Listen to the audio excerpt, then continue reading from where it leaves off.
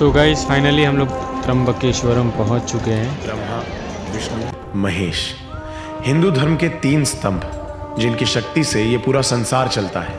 ब्रह्मा जो सृष्टि के रचयिता हैं, विष्णु जो इस जगत के पालनहार हैं और महेश जो सब कुछ खत्म कर सकते हैं। हमारे पुराणों में त्रिदेव के इस संगम को बहुत पवित्र माना जाता है और इसी पवित्रता का प्रतीक है महाराष्ट्र में गोदावरी नदी के किनारे बसा एक अनोखा मंदिर। एक मंदिर जहां का सबसे बड़ा राज है यहाँ का शिवलिंग, जो धरती के ऊपर नहीं बल्कि धरती के अंदर है। एक अकेला ऐसा मंदिर जहां की जाने वाली एक खास पूजा से उन आत्माओं को शांति मिलती है जिनकी मौत अचानक किसी दुर्घटना से हुई हो या किसी नाग की हत्या हो गई हो। गरुड़ पुराण में बताई गई ये पूजा है नारायण नागबली पूजा और वो मंदिर है त्र्यंबकेश्वर महादेव ज्योतिर्लिंग।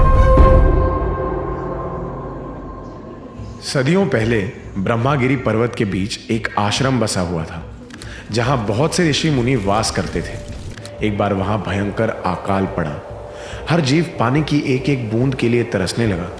इस पीड़ा से दुखी होकर गौतम ऋषि ने जल के देवता वरुण देव की आराधना की। उनकी तपस्या से प्रसन्न होकर वरुण देव ने उन्हें एक ऐसा कुंड भेंट किया जिसमें जल कभी खत्म नहीं होता था। गौतम ऋषि इस कुंड के जल का इस्तेमाल सभी जीवों की सहायता के लिए करने लगे। लेकिन जैसे जैसे इस कुंड और गौतम ऋषि की प्रसिद्धि बढ़ने लगी, आश्रम के दूसरे ऋषियों को इस बात से जलन होने लगी और उन्होंने ऋषि गौतम को नीचा दिखाने का निर्णय लिया। ऐसा करने के लिए उन्होंने गणेश जी की आराधना की। जब गणेश जी प्रकट हुए तो ऋषियों ने गौतम ऋषि को नीचा दिखाने की इच्छा जताई। इस पर गणेश जी ने उन्हें समझाने की बहुत कोशिश की कि ये गलत है।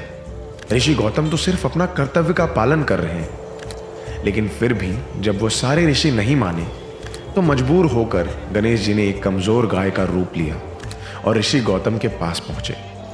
गौ माता की ऐसी हालत देखकर ऋषि गौतम ने उन्हें चारा प्रदान किया। लेकिन जैसे ही उस गाय ने चारे को मुंह लगाया, उसकी मृत्यु हो गई। इस घटना के होते ही सभी ऋषि बाहर आ गए और उन्होंने ऋषि गौतम पर गौ हत्या का दोष लगा दिया।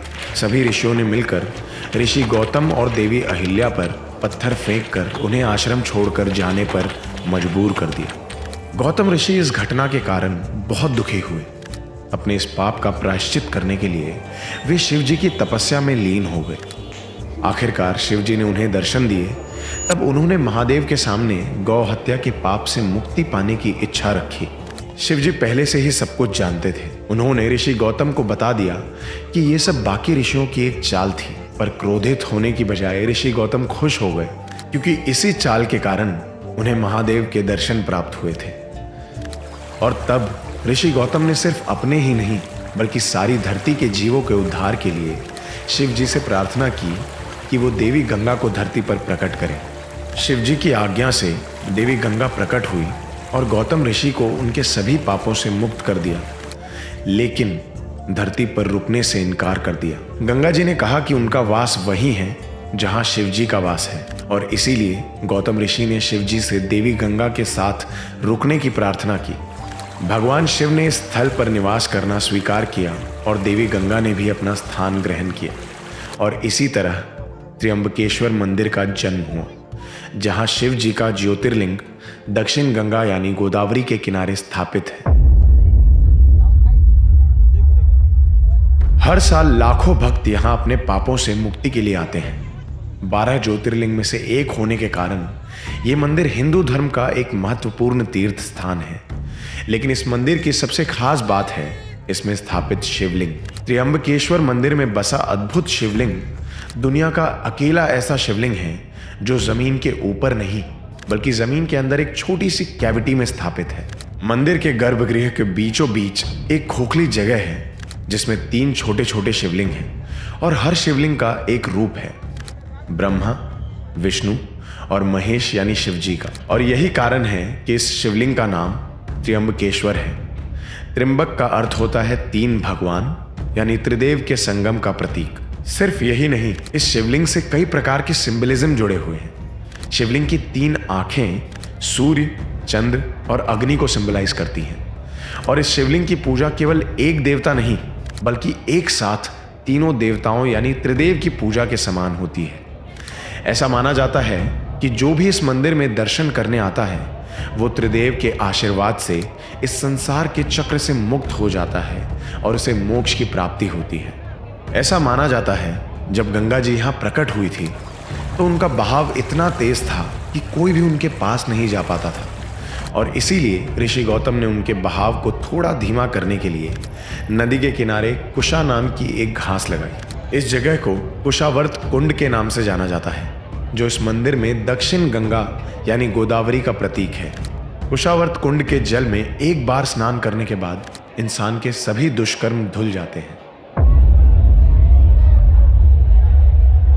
अपने महत्व और पवित्रता में प्रधान ये मंदिर कई बार हमलों का शिकार हुआ, जहां हर एक बाहरी ताकत ने इस मंदिर को नुकसान पहुंचाने की पूरी कोशिश की।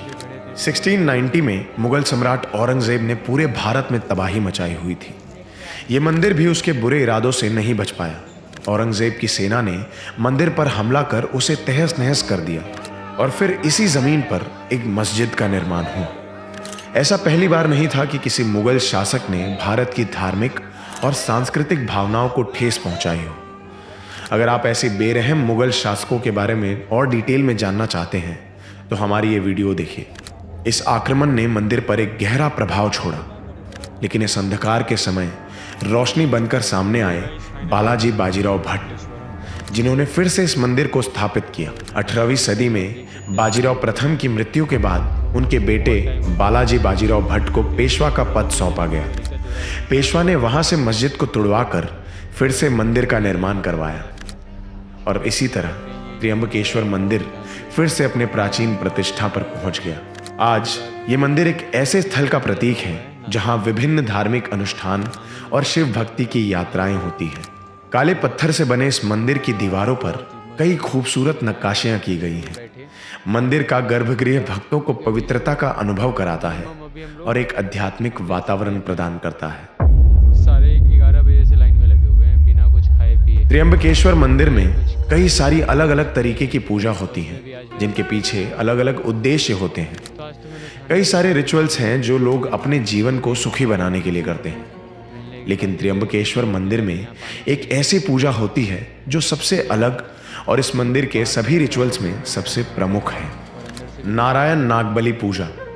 इस पूजा का महत्व गरुड़ पुराण में भी बताया गया है। ये एक वैदिक रिचुअल है जो पितृदोष से मुक्ति पाने के लिए किया जाता है। 3 दिनों तक चलने वाली इस पूजा को 2 भागों में बांटा जाता है, नारायण बलि और नाग बलि। ये दोनों पूजा 2 अलग अलग कारणों के लिए की जाती है। नारायण बलि पूजा ऐसे पूर्वजों की आत्मा की शांति के लिए की जाती है जिनकी मौत किसी अननेचुरल तरीके से या एक्सीडेंट के कारण हुई हो। इस रिचुअल का पहला दिन इसी पूजा को समर्पित होता है। नारायण बलि पूजा में एक आटे की गुड़िया बनाई जाती है और फिर मंत्र उच्चारण करके पूर्वजों की आत्मा को जगाया जाता है। ऐसा माना जाता है वो आत्मा इस आटे की गुड़िया में आकर बस जाती है, जिसके बाद इस गुड़िया को अग्नि में समर्पित कर दिया जाता है और त्रिदेव के साथ यमराज और प्रेत को भी ऑफरिंग्स दी जाती हैं।